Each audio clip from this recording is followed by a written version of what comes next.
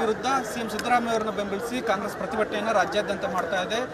ಈ ಫ್ರೀಡಂ ಪಾರ್ಕ್ನಲ್ಲಿ ಕೂಡ ಪ್ರತಿಭಟನೆ ನಡೀತಾ ಇರ್ತಕ್ಕಂಥದ್ದು. ಈ ಪ್ರತಿಭಟನೆಗೆ ಹಿರಿಯ ನಾಯಕರಾದಂತಹ BK ಹರಿಪ್ರಸಾದ್ ಅವರು ಆಗಮಿಸಿದ್ದಾರೆ. ಅವ್ರನ್ನ ಮಾತಾಡ್ಸೋಣ. ಸರ್, ನೀವು ಕೂಡ ಸಾಕಷ್ಟು ವಿರೋಧವನ್ನು ವ್ಯಕ್ತಪಡಿಸ್ತಾ ಇದ್ದೀರಿ. ರಾಜ್ಯಪಾಲರ ನಡೆ ದುರ್ಬಳಕೆ ಆಗ್ತಾ ಇದೆ, ಭವನ ದುರ್ಬಳಕೆ ಆಗ್ತಾ ಇದೆ. ರಾಜ್ಯಪಾಲರು ಭಾರತೀಯ ಜನತಾ ಪಾರ್ಟಿಯ ಕೀಲುಗೊಂಬೆ ರೀತಿ ವರ್ತನೆ ಮಾಡ್ತಾ ಇದ್ದಾರೆ. ಸ್ವಂತ ಬುದ್ಧಿಯಿಂದ ಅವರೇನು ಮಾಡ್ತಾ ಇಲ್ಲ. ಸಂವಿಧಾನದ ಮುಖ್ಯಸ್ಥರಾಗಿ ಒಂದು ರಾಜಕೀಯ ಪಕ್ಷದ ಕೀಲುಗೊಂಬೆಯಾಗಿ ನಡ್ಕೊಳ್ತಕ್ಕಂಥದ್ದು ತಪ್ಪು. ಅದರ ವಿರುದ್ಧ ಪ್ರತಿಭಟನೆ ಮಾಡ್ತಾರೆ. ಸಂವಿಧಾನ ದುರ್ಬಳಕೆ ಆಗುತ್ತೆ ಸಂವಿಧಾನ ಸಂಪೂರ್ಣವಾಗಿ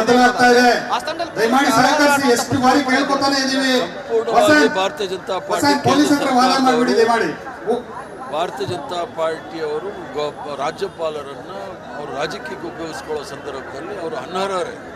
ಆದರೆ ಸಂವಿಧಾನಿಕವಾಗಿರ್ತಕ್ಕಂಥ ಕುರ್ಚಿಯಲ್ಲಿ ಕುಳಿತಿರ್ತಕ್ಕಂಥ ಸಂದರ್ಭದಲ್ಲಿ ನಾವೇನು ಮಾಡಲಿಕ್ಕಾಗೋದಿಲ್ಲ. ಕೇಂದ್ರ ಸರ್ಕಾರದವರು ಅವ್ರನ್ನ ನೇಮಕ ಮಾಡೋದು ಮತ್ತು ವಜಾ ಮಾಡತಕ್ಕಂಥದ್ದು ಅವರ ಕೇಂದ್ರ ಸರ್ಕಾರದ ನಿರ್ದೇಶನದ ಮೇಲೆ ಅವರು ಕ್ರಮಗಳನ್ನು ತೆಗೆದುಕೊಳ್ಳುವಾಗ ಏನು ಮಾಡಲಿಕ್ಕಾಗೋದಿಲ್ಲ. ಸರ್, ರಾಷ್ಟ್ರಪತಿಗಳು ದೂರು ಕೊಡುವಂಥ ಕೆಲಸಗಳು ಏನಾದ್ರು ಆಗ್ತಾವ ಅಂತ ಅದೇ ನೀವು ಅಧ್ಯಕ್ಷರು ಮುಖ್ಯಮಂತ್ರಿಗಳು ಬರ್ತಾರೆ, ಅವ್ರನ್ನ ಕೇಳಿದ್ರೆ ಪ್ರತಿಭಟನೆ ಇಷ್ಟಕ್ಕೆ ಸೀಮಿತ ಆಗುತ್ತೆ ಸರ್? ಅಲ್ಲ, ಕಾನೂನು ಹೋರಾಟ ಹೇಗಿರುತ್ತೆ ಅಂತ ಸರ್? ಕಾನೂನು ಹೋರಾಟ ಕಡೆವರೆಗೂ ಇದ್ದೇ ಇರುತ್ತೆ. ಕಾನೂನು ಹೋರಾಟ ಮಾಡಬೇಕು, ಮಾಡ್ತೀವಿ. ಇದಿಷ್ಟು BK ಹರಿಪ್ರಸಾದ್ ಅವರ ಮತ್ತು ಕಾನೂನು ಹೋರಾಟ ನಿರಂತರವಾಗಿರುತ್ತೆ. ಜೊತೆಗೆ ರಾಜ್ಯಭವನ ಬಿಜೆಪಿ ದುರ್ಬಳಕೆ ಮಾಡ್ಕೊಳ್ತಾ ಇದೆ ಅನ್ನುವಂಥ ಗಂಭೀರವಾದಂಥ ಆರೋಪವನ್ನು ಮಾಡ್ತಾ ಇದ್ದಾರೆ. ಕ್ಯಾಮ್ರಾ ಮುಂದೆ ಜೊತೆ ಬಸವರಾಜ್ ರಿಪಬ್ಲಿಕ್ ಕಾರ್ಡ್ ನಮ್ಮ ಜೊತೆ. ಓಕೆ, ಸಿಎಂ ಸಿದ್ದರಾಮಯ್ಯ ಅವರ ವಿರುದ್ಧ ಏನು ಪ್ರಾಸಿಕ್ಯೂಷನ್ಗೆ ರಾಜ್ಯಪಾಲರು ಕೊಟ್ಟಿದ್ದಾರೆ, ಇದರ ವಿರುದ್ಧ ರಾಜ್ಯಾದ್ಯಂತ ಕಾಂಗ್ರೆಸ್ ಪ್ರತಿಭಟನೆ ಹಮ್ಮಿಕೊಂಡಿದೆ. ಬೆಂಗಳೂರಿನ ಫ್ರೀಡಂ ಪಾರ್ಕ್ನಲ್ಲಿ ಕೂಡ ಪ್ರತಿಭಟನೆ ನಡೀತಾ ಇದೆ. ಈ ಬಗ್ಗೆ ಮಾತನಾಡೋದಕ್ಕೆ ವಿಧಾನ ಪರಿಷತ್ ಸದಸ್ಯರಾದಂತಹ ನಾಗರಾಜ್ ಯಾದವ್ ಅವರು ಮಾತಾಡ್ಸೋಣ. ಸರ್, ರಾಜ್ಯಾದ್ಯಂತ ಪ್ರತಿಭಟನೆ ಮಾಡ್ತಾ ಇದ್ದೀರಿ, ರಾಜ್ಯಪಾಲರು ನಡೆ ಸರಿ ಇಲ್ಲ ಅಂತ ರಾಜಕೀಯವಾಗಿ ಹೋರಾಟ ಮಾಡ್ತಾ ಇದ್ರಿ, ಕಾನೂನಾತ್ಮಕ ಹೋರಾಟ ಮಾಡ್ತಾ ಇದ್ರಿ. ಈ ಹೋರಾಟ ನಿರಂತರವಾಗಿರುತ್ತಾ, ಗವರ್ನರ್ ವಾಪಸ್ ಹೋಗುವವರೆಗೂ ಅನ್ನುವಂಥದ್ದು ಲೆಕ್ಕಾಚಾರದಲ್ಲಿ ನಿಮ್ಮ ಪ್ರತಿಭಟನೆ ಆಗುತ್ತಾ? ಖಂಡಿತವಾಗ್ಲೂ ವೈಯಕ್ತಿಕವಾಗಿ ಗವರ್ನರ್ ವಿರುದ್ಧ ನಾವು ಹೋರಾಟ ಮಾಡ್ತಾ ಇಲ್ಲ. ಯಾವ ಸ್ಥಾನದಲ್ಲಿ ಗವರ್ನರ್ ಕೂತಿದ್ದಾರೋ ಘನತೆಯುತ ರಾಜ್ಯಪಾಲರು ಅವರು ಸಂವಿಧಾನಬದ್ಧವಾಗಿ ನೋಡ್ಕೋಬೇಕೇ ಹೊರತು ಯಾರಾದರೂ ಕಂಪ್ಲೇಂಟ್ ಕೊಟ್ಟಾಗ ಅದಕ್ಕೆ ಇನ್ವೆಸ್ಟಿಗೇಷನ್ ಏಜೆನ್ಸಿಗಳಿರ್ತವೆ. ಲೋಕಾಯುಕ್ತ ಇರ್ತದೆ, ACB ಇರ್ತದೆ, ಅದಕ್ಕೆ ಬೇಕಾಗಿದ್ದ ಏಜೆನ್ಸಿಗಳಿರ್ತವೆ. PN ದೇಸಾಯಿ ಅವರು ನ್ಯಾಯಾಂಗ ತನಿಖೆ ನಡೆಸ್ತಾ ಇದ್ದಾರೆ. ಅವ್ರಿಗೆ ಅದನ್ನು ರೆಫರ್ ಮಾಡಬೇಕಾಗಿತ್ತೆ ಹೊರತು ಅವರೇ ನೇರವಾಗಿ ಏಕಾಏಕಿ ತೀರ್ಮಾನ ಮಾಡ್ಕೊಳ್ತಕ್ಕಂಥದ್ದು, ಅವರೇ ಇನ್ವೆಸ್ಟಿಗೇಷನ್ ಆಫೀಸರ್ ಬಿಹೇವ್ ಮಾಡ್ತಕ್ಕಂಥದ್ದು ಅದು ಅಸಂವಿಧಾನಿಕವಾಗಿರ್ತಕ್ಕಂಥ ವಿಚಾರಗಳು. ಒಬ್ಬ ಘನತೆಯುತ ಗೌರವ, ಈ ಸಂವಿಧಾನದ ಆಶಯಗಳನ್ನು ಎತ್ತಿಡ್ತಕ್ಕಂಥವರು ಅವರೇ ಒಬ್ಬ ಇನ್ವೆಸ್ಟಿಗೇಷನ್ ಆಫೀಸರ್ ರೀತಿಯಲ್ಲಿ ಪರ್ಮಿಷನ್ ಕೊಡ್ತಕ್ಕಂಥ ಹೋಗ್ತಕ್ಕಂಥದ್ದು ಈ ಕಾನೂನು ಬಾಹಿರ ನಡಿಗೆಯನ್ನು ನಾವು ಖಂಡಿಸಿದ್ದೇವೆ. ನ್ಯಾಯಾಂಗದಲ್ಲಿ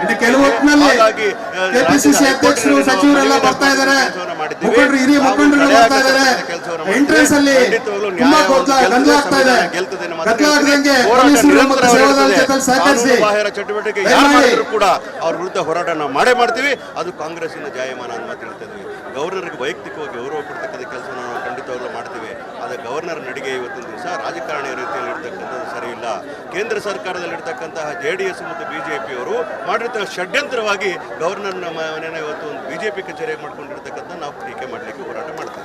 ರಾಜ್ಯ ಸರ್ಕಾರವು ಅಸ್ಥಿರಗೊಳಿಸುವಂಥ ಪ್ರಯತ್ನ ಆಗ್ತಾ ಇದೆ ಅದು ಅದೇ ಮೊದಲ ಪ್ರಯತ್ನ ಅವ್ರದ್ದು. ಇದು ಮೊದಲ ಹೆಜ್ಜೆ. ಆ ರೀತಿಯಲ್ಲಿ ಇಡೀ ಜನಪ್ರತಿನಿಧಿ ಆಯ್ಕೆ ಆಗಿರ್ತಕ್ಕಂಥ 43% ಪಡ್ಕೊಂಡಿರ್ತಕ್ಕಂತಹ ಈ ಸರ್ಕಾರಕ್ಕೆ ಜನ ಬೆಂಬಲ ಇರ್ತಕ್ಕಂಥ ಸಂದರ್ಭದಲ್ಲಿ 136 ಶಾಸಕರು ಬೇಕಾದ್ರೆ ಅವ್ರನ್ನ ಏನೂ ಮಾಡೋಕ್ಕಾಗಲಿರೋ ಕಾರಣಕ್ಕೋಸ್ಕರ ಈಗೆಲ್ಲ ಪ್ರಯತ್ನಗಳನ್ನು ಮಾಡಿ ಕೊನೆಯದಾಗಿ ಘನತೆಯುತ ರಾಜ್ಯಪಾಲರನ್ನು ಉಪಯೋಗಿಸ್ಕೊಂಡು ರಾಜಕಾರಣ ಮಾಡಲು ಹೋಗ್ತಾ ಇರ್ತಕ್ಕಂಥದ್ದು ಇದು ಕಂಪ್ಲೀಟ್ಲಿ ಅನ್ಕಾನ್ಸ್ಟಿಟ್ಯೂಷನಲ್.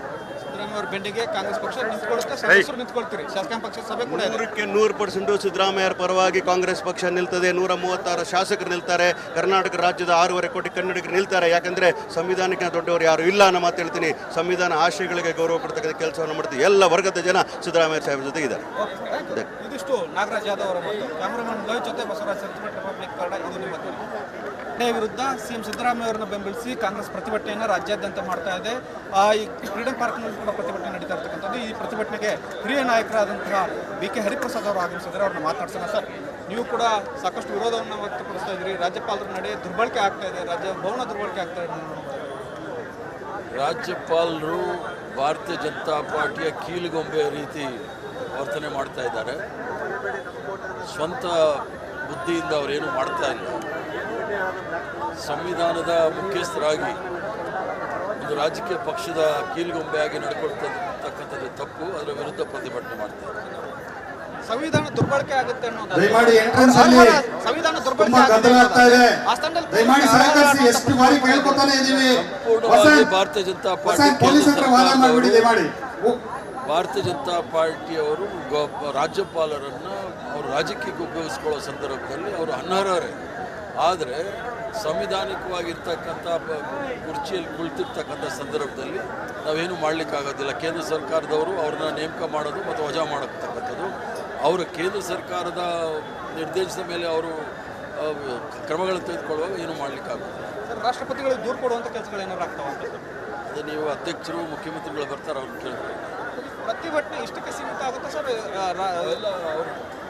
ಅಲ್ಲ, ಕಾನೂನು ಹೋರಾಟ ಹೇಗಿರುತ್ತೆ ಅಂತ ಸರ್? ಕಾನೂನು ಹೋರಾಟ ಕಡೆವರೆಗೂ ಇದ್ದೇ ಇರುತ್ತೆ. ಕಾನೂನು ಹೋರಾಟ ಮಾಡಬೇಕು, ಮಾಡ್ತೀವಿ. ಇದಿಷ್ಟು BK ಹರಿಪ್ರಸಾದ್ ಅವರ ಮತ್ತು ಕಾನೂನು ಹೋರಾಟ ನಿರಂತರವಾಗಿರುತ್ತೆ. ಜೊತೆಗೆ ರಾಜ್ಯ ಭವನ ಬಿಜೆಪಿ ದುರ್ಬಳಕೆ ಮಾಡ್ಕೊಳ್ತಾ ಇದೆ ಅನ್ನುವಂಥ ಗಂಭೀರವಾದಂಥ ಆರೋಪವನ್ನು ಮಾಡ್ತಾ ಇದ್ದಾರೆ. ಕ್ಯಾಮ್ರಾ ಮುಂದೆ ಜೊತೆ ಬಸವರಾಜ್ ಪಬ್ಲಿಕ್ ಕಾರ್ಡ್ ನಮ್ಮ ಧ್ವನಿ. ನೋಡಿ, CM ಸಿದ್ದರಾಮಯ್ಯ ಅವರ ವಿರುದ್ಧ ಏನು ಪ್ರಾಸಿಕ್ಯೂಷನ್ಗೆ ರಾಜ್ಯಪಾಲರು ಕೊಟ್ಟಿದ್ದಾರೆ, ಇದರ ವಿರುದ್ಧ ರಾಜ್ಯಾದ್ಯಂತ ಕಾಂಗ್ರೆಸ್ ಪ್ರತಿಭಟನೆ ಹಮ್ಮಿಕೊಂಡಿದೆ. ಬೆಂಗಳೂರಿನ ಫ್ರೀಡಂ ಪಾರ್ಕ್ನಲ್ಲಿ ಕೂಡ ಪ್ರತಿಭಟನೆ ನಡೀತಾ ಇದೆ. ಈ ಬಗ್ಗೆ ಮಾತನಾಡೋದಕ್ಕೆ ವಿಧಾನ ಪರಿಷತ್ ಸದಸ್ಯರಾದಂತಹ ನಾಗರಾಜ್ ಯಾದವ್ ಅವರು ಮಾತಾಡ್ಸೋಣ. ಸರ್, ರಾಜ್ಯಾದ್ಯಂತ ಪ್ರತಿಭಟನೆ ಮಾಡ್ತಾ ಇದ್ದೀರಿ, ರಾಜ್ಯಪಾಲರು ನಡೆ ಸರಿ ಇಲ್ಲ ಅಂತ ರಾಜಕೀಯವಾಗಿ ಹೋರಾಟ ಮಾಡ್ತಾ ಇದ್ರಿ, ಕಾನೂನಾತ್ಮಕ ಹೋರಾಟ ಮಾಡ್ತಾ ಇದ್ರಿ. ಈ ಹೋರಾಟ ನಿರಂತರವಾಗಿರುತ್ತಾ, ಗವರ್ನರ್ ವಾಪಸ್ ಹೋಗುವವರೆಗೂ ಅನ್ನುವಂಥದ್ದು ಲೆಕ್ಕಾಚಾರದಲ್ಲಿ ನಿಮ್ಮ ಪ್ರತಿಭಟನೆ ಆಗುತ್ತಾ? ಖಂಡಿತವಾಗ್ಲೂ ವೈಯಕ್ತಿಕವಾಗಿ ಗವರ್ನರ್ ವಿರುದ್ಧ ನಾವು ಹೋರಾಟ ಮಾಡ್ತಾ ಇಲ್ಲ.